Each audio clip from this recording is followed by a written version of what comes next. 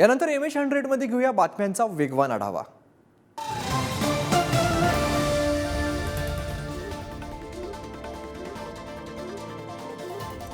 मराठा आंदोलनादरम्यान जालन्याच्या अंतरवाली सराटीत झालेल्या दगडफेक प्रकरणी 4 जणांना पोलिसांनी अटक केली आहे। या आरोपींकडे पिस्तूलसह जिवंत काडतुसं देखील सापडली आहे।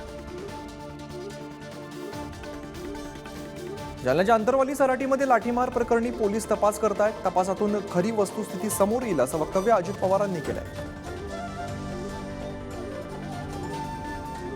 सरकारने मराठा कार्यकर्त्यांना अटक करू नये, त्यांनी त्यांचं काम निष्पक्ष पद्धतीने करावं असं वक्तव्य मनोज जरांगे यांनी केलंय।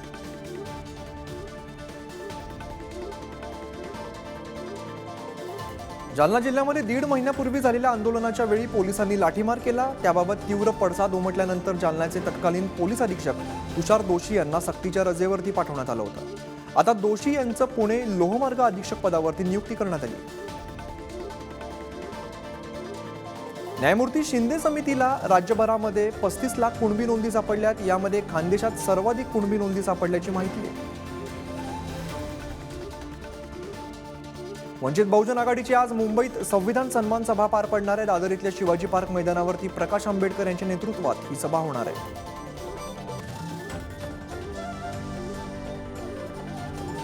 वंचित बहुजन आघाडीच्या सभेसाठी मित्रपक्ष असलेल्या ठाकरेंच्या शिवसेनेला निमंत्रण देण्यात आलंय। उद्धव ठाकरे सभेला जाणार का याकडे सगळ्यांचं लक्ष लागलंय। राजस्थानमध्ये 199 विधानसभा जागांसाठी आज मतदान होत आहे। काँग्रेस आणि भाजपामध्ये मुख्य लढत पार पडते। काँग्रेस आपली सत्ता कायम राखणार की भाजप सत्ता पालट करणार याकडे सगळ्यांचं लक्ष लागलंय। राजस्थानचे माजी उपमुख्यमंत्री सचिन पायलट यांनी मतदान केंद्रावरती जाऊन मतदान केलं। यावेळेला विजय काँग्रेसचाच होणार असा विश्वास त्यांनी व्यक्त केला। केंद्रीय मंत्री आणि भाजप नेते अर्जुन राम मेघवाल यांनीही मतदानाचा हक्क बजावलाय। राजस्थानच्या बिकानेरमधील मतदान केंद्रावरती त्यांनी मतदान केलंय। राज्याचे माजी मुख्यमंत्री यशवंतराव चव्हाण यांची आज पुण्यतिथी आहे। त्यांच्या पुण्यतिथीनिमित्त उपमुख्यमंत्री अजित पवार यांनी त्यांच्या समाधीचं दर्शन घेतलंय। तर अजित पवारांनंतर सुप्रिया सुळे यांनी यशवंतराव चव्हाण यांच्या कराडमधील समाधी स्थळाचं दर्शन घेतलंय। त्यांच्या समाधी स्थळाला अभिवादन केलंय। फडणवीस गडकरी कमकुवत व्हावे हीच दिल्लीतील अदृश्य शक्तीची इच्छा आहे। त्यासाठी दिल्लीश्वरांची महाराष्ट्रात ढवळाढवळ सुरू आहे असा सुप्रिया सुळेंनी अप्रत्यक्षरित्या मोदी आणि शहांवरती निशाणा साधलाय। जायकवाडी धरणात अखेर नाशिकमधून पाणी सोडण्यात आलंय। 192 क्युसेक वेगाने सुरुवातीला विसर्ग करण्यात आलाय। न्यायालयाच्या निर्णयाचा आधार घेत नाशिकच्या दारणा धरणातून पाणी सोडलं गेलंय। छगन भुजबळांनी मराठा आणि ओबीसी समाजामध्ये वाद लावू नये, अन्यथा जशास तसं उत्तर देण्यात येईल असा इशारा संभाजी ब्रिगेडचे प्रवक्ते संतोष शिंदे यांनी दिलाय। आज आणि उद्या मुंबई पुणे दरम्यान धावणाऱ्या मेल एक्सप्रेस रद्द करण्यात आल्यात। Deccan Queen, Sinhagad express, intercity एक्सप्रेससह अनेक गाड्या रद्द करण्यात आल्यात। खडकी ते शिवाजीनगर दरम्यानच्या कामांमुळे एक्सप्रेस गाड्या रद्दचा निर्णय घेण्यात आला। मध्य रेल्वेच्या मेन लाईन आणि हार्बर मार्गावरील दुरुस्तीसाठी रविवारी मेगा ब्लॉक घेण्यात येणार आहे। माटुंगा ते ठाणे या धीम्या मार्गावरती हा मेगा ब्लॉक असणार आहे। आदित्य ठाकरे 27 नोव्हेंबरला मथुरा दौऱ्यावरती जाणार आहेत। मथुरेतील कृष्ण मंदिरामध्ये जाऊन ते दर्शन घेणार आहेत। मंत्री चंद्रकांत पाटील यांनी पंकजा मुंडे यांच्या चष्म्यावरच्या व्हिडिओवरती प्रतिक्रिया दिली आहे। पंकजा मुंडे शिंकल्या तरी त्याची बातमी होते असं चंद्रकांत पाटलांनी म्हटलंय। तर पंकजांच्या वक्तव्यांचा विपर्यास केल्याने त्यांचं राजकीय नुकसान झाल्याचा दावा सुद्धा त्यांनी केला। मंत्री उदय सामंत आणि मंत्री रवींद्र चव्हाण आज सिंधुदुर्ग दौऱ्यावरती आहेत। पंतप्रधान नरेंद्र मोदींच्या सिंधुदुर्ग दौऱ्याच्या तयारीची ते पाहणी करणार आहेत। राष्ट्रवादी कोणाची याबाबत आज केंद्रीय निवडणूक आयोगासमोर सुनावणी पार पडली। पुढील सुनावणी 29 नोव्हेंबरला होणार आहे। बांधकाम व्यावसायिक हिफजूर रहमान यांची सुखरूप सुटका करण्यात आली आहे। खंडणी प्रकरणातील मानखुर्द इथल्या एका चाळीत त्यांना डांबून ठेवण्यात आलं होतं। या प्रकरणी गँगस्टर इलियास बचकाना आणि त्याच्या एका साथीदाराला अटक करण्यात आली आहे। एसटी कर्मचारी बँक प्रकरणातील वकील गुणरत्न सदावर्ते यांना मोठा धक्का बसलाय। बँकेचे 19 पैकी 14 संचालक कालपासून नॉट रिचेबल आहेत। एसटी कर्मचारी बँकेमध्ये सदावर्ते यांनी एक हाती सत्ता मिळवली होती। आदित्य ठाकरे आता भविष्य पाहण्याचं काम करतील असं प्रत्युत्तर आदित्य ठाकरेंच्या टीकेला खासदार श्रीकांत शिंदेने दिलंय. गेल्या 2 दिवसांपूर्वी रायगड जिल्ह्यातील ग्रामपंचायत निवडणुकीमध्ये विजयी उमेदवारांच्या अभिनंदनाचा कार्यक्रम शिवसेना शिंदे पक्षाकडून घेण्यात आलेला आहे. नाराजी दूर करण्याकरता स्वतः उपमुख्यमंत्री देवेंद्र फडणवीस यांनी पुढाकार घेतलाय. शिंदेच्या शिवसेनेचे खासदार श्रीरंग बारणे यांचा मावळ लोकसभा मतदारसंघातून पराभव होणार असल्याचं वक्तव्य आनंद गीतेंनी केलं होतं. त्यावरती प्रत्युत्तर देत ज्यांना स्वतःची जागा राखता आली नाही ते पाडण्याची भाषा करतायत असं म्हणत चांगला समाचार घेतलाय. विरोधी पक्षनेते विजय वडेट्टीवार यांनी सरकारवरती टीका केली आहे. या 3 पक्षांच्या सरकारची 3 दिशेला तोंड आहेत असं ते एकमेकांचं तोंडही बघायला तयार नाहीत अशी परिस्थिती राज्यात निर्माण झाल्याचं वक्तव्य विजय वडेट्टीवार यांनी केलंय. अमरावतीचे पालकमंत्री चंद्रकांत पाटील यांनी महानगरपालिकेला भेट देत मनपातील विविध विषयांचा आढावा घेतलाय. यावेळेला त्यांनी अमरावती शहर स्वच्छ आणि सुंदर ठेवण्याच्या सूचना दिल्या. भायखळा इथल्या राणीच्या बागेत पेंग्विन कक्षातील 3 नवीन पिल्लांचं नामकरण करण्यात आलंय. कोको, स्टेला, जेरी अशी नावं ठेवण्यात आली. राज्यात वायू प्रदूषणाने हवेची गुणवत्ता कमी होत चालली आहे. शहर आणि उपनगरातील वायू प्रदूषणाने अति खराब हवेचा दर्जा गाठल्याने मुंबईकरांच्या आरोग्याला मोठा धोका निर्माण झाला आहे.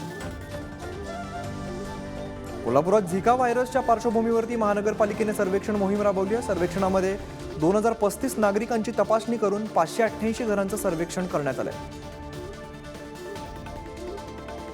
वाशिम जिल्ह्यात शेतकऱ्यांना युरिया खत मिळत नसल्याने ठाकरेंची शिवसेना आक्रमक झाली आहे. जिल्ह्यामध्ये 2000 मेट्रिक टन युरिया उपलब्ध असतानाही शेतकऱ्यांना 2 ते 5 पोती युरिया खत दिलं जात आहे.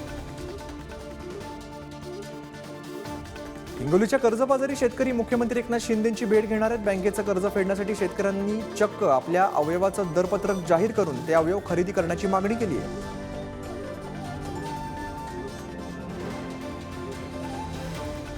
हिंगोली जिल्ह्यात सकाळपासूनच धुक्याची चादर पसरली आहे. धुक्याचा तूर आणि रब्बी पिकासह फळ पिकांना फटका बसण्याची शक्यता आहे.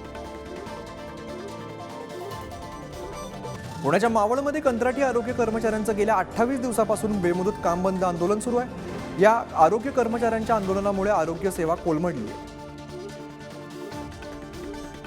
कांदा अनुदान एकरकमी मिळवण्यासाठी बाजार समित्यांनीही राज्य सरकारकडे पाठपुरावा करावा अशी मागणी महाराष्ट्र राज्य कांदा उत्पादक शेतकरी संघटनेने केली आहे. राज्यातील सर्व बाजार समित्यांनीही राज्य सरकारकडे पाठपुरावा करावा यासाठी पत्र दिलं जाणार आहे अशी माहिती दिघोळे यांनी दिली आहे. सिंधुदुर्गच्या कुडाळ तालुक्यामध्ये विजांच्या गडगडाटासह अवकाळी पावसाने धुमाकूळ घातलाय. अचानक आलेल्या पावसामुळे परिसरातील भात पिकासह आंबा आणि काजूची पिकं आता धोक्यात आली आहेत. नंदुरबार जिल्ह्यात येत्या 3 दिवसांमध्ये अवकाळी पावसासह गारपिटीची शक्यता हवामान विभागाने वर्तवली आहे. या पार्श्वभूमीवरती पिकांच्या संरक्षणासाठी उपाययोजना करण्याच्या सूचना कृषी विभागाकडून करण्यात आल्या.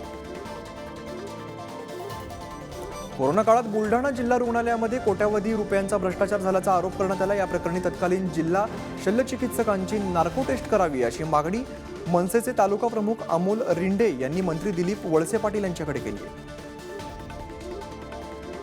कोल्हापुरातील रस्त्यांची प्रचंड दुरावस्था झाल्यामुळे हे रस्ते राज्यमार्ग घोषित करून सार्वजनिक बांधकाम विभागाकडे हस्तांतरित करावेत अशी मागणी माजी आमदार अमल महाडिक यांनी मंत्री रवींद्र चव्हाण यांच्याकडे केली. केंद्र सरकारच्या सुरू असलेल्या विकसित भारत संकल्प यात्रेचा आढावा केंद्रीय मंत्री नारायण राणेंनी घेतला. यावेळेला अधिकाऱ्यांनी सेवेचं संधीत रूपांतर करावं असं वक्तव्य राणेंनी करत अधिकाऱ्यांसह कर्मचाऱ्यांना मार्गदर्शन केलंय. मावळ तालुक्यातील अनेक ग्रामपंचायतींचे ग्रामसेवक गावात येत नसल्याने ग्रामस्थांची गैरसोय होते. त्यामुळे बायोमेट्रिक प्रणाली बसवण्याच्या मागणीसाठी शासनाकडे पाठपुरावा करणार असल्याची माहिती खासदार श्रीरंग बारणेंनी दिली.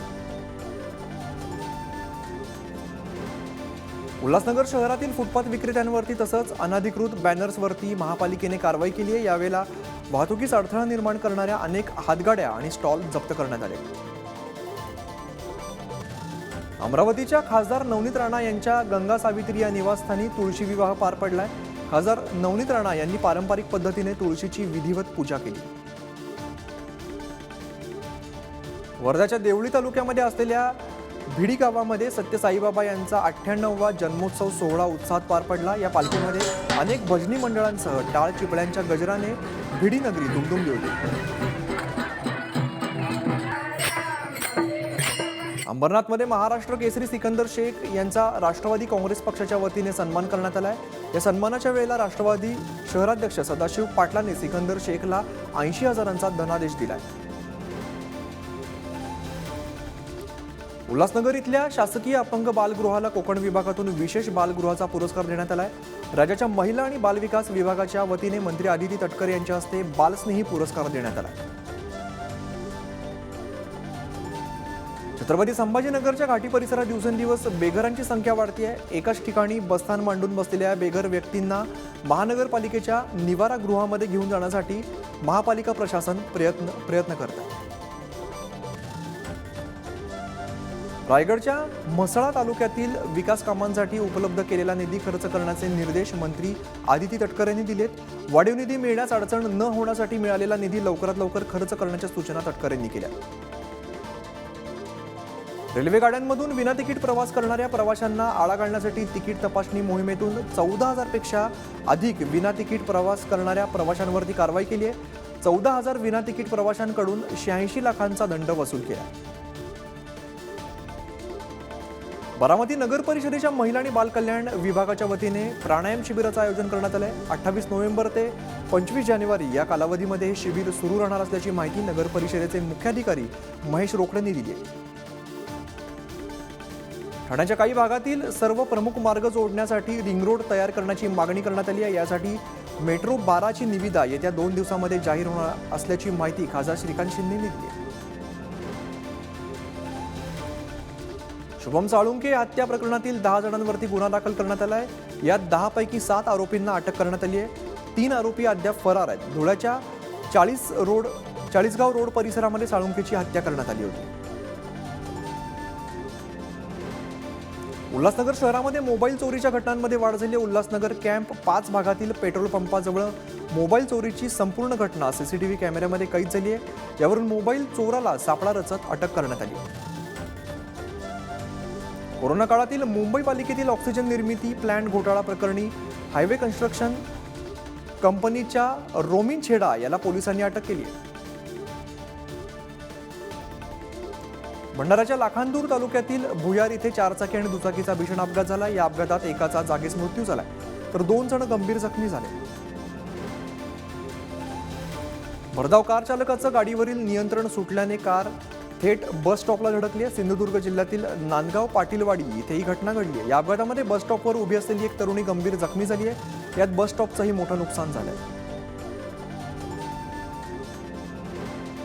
पुण्यातील वानवडी हद्दीतील पत्नीने केलेल्या मारहाणीत बांधकाम व्यावसायिक असलेल्या पतीचा मृत्यू झालाय। घरगुती भांडणातून झालेल्या वादातून हा मृत्यू झालाय। नाशिकच्या बागलाण तालुक्यातील ठेंगोडा इथे प्रसिद्ध सिद्धिविनायक मंदिरात चोरीची घटना घडली आहे। मंदिरातील दानपेटी फोडत रोकड लंपास केली आहे। दरम्यान चोरीची संपूर्ण घटना सीसीटीव्ही कॅमेऱ्यामध्ये कैद झाली आहे। जयपूर आणि अमृतसर विमानतळांवरून DRI अधिकाऱ्यांनी 3.55 कोटी रुपयांचे विदेशी चलन जप्त केलंय तर 4 जणांना अटक केली आहे।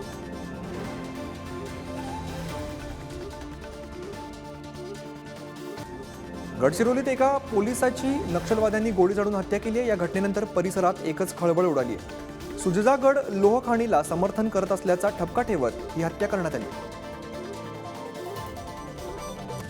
बारामतीत कारवाईसाठी गेलेल्या राज्य उत्पादन शुल्काच्या पथकावरती हल्ला झालाय। तालुक्यातील माळेगाव हद्दीतील विक्रमनगर इथे जमावाने हातातील काठीने आणि दगडाने पथकाला मारहाण करत शिवीगाळ केलाय। अमरावतीत गोवंशाच्या तस्करीचा शिरखेडा पोलिसांनी पर्दाफाश केला। या कारवाईमध्ये 3 जणांना अटक करण्यात आली आहे। पोलिसांनी 24 लाखांचा मुद्देमाल जप्त केला। चंद्रपूरच्या गोंडपिपरी तालुक्यात बेपत्ता झालेल्या व्यक्तीचा मृतदेह सापडलाय। हा मृतदेह जमिनीत पुरलेल्या अवस्थेत आढळून आलाय, त्यामुळे खळबळ माजली। हमासनं युद्धविरामानंतर प्रथमच 25 ओलिसांची सुटका केली आहे। या ओलिसांमध्ये 12 थाई आणि 13 इस्रायली नागरिकांचा समावेश आहे। इस्रायल आणि पॅलेस्टाईन यांच्यात शांततेसाठी द्विराज्य उपाय तयार करण्याच्या नूतनीकरणाची वेळ आली आहे। गाझातील ओलिसांची सुटका केवळ एक सुरुवात होती असं वक्तव्य अमेरिकेचे राष्ट्राध्यक्ष जो बायडन यांनी केलं। चीनमध्ये पसरणाऱ्या न्यूमोनियासारख्या गूढ आजारानं नेपाळची सुद्धा चिंता वाढवली आहे. या आजाराच्या पार्श्वभूमीवरती नेपाळने अलर्ट जारी केला.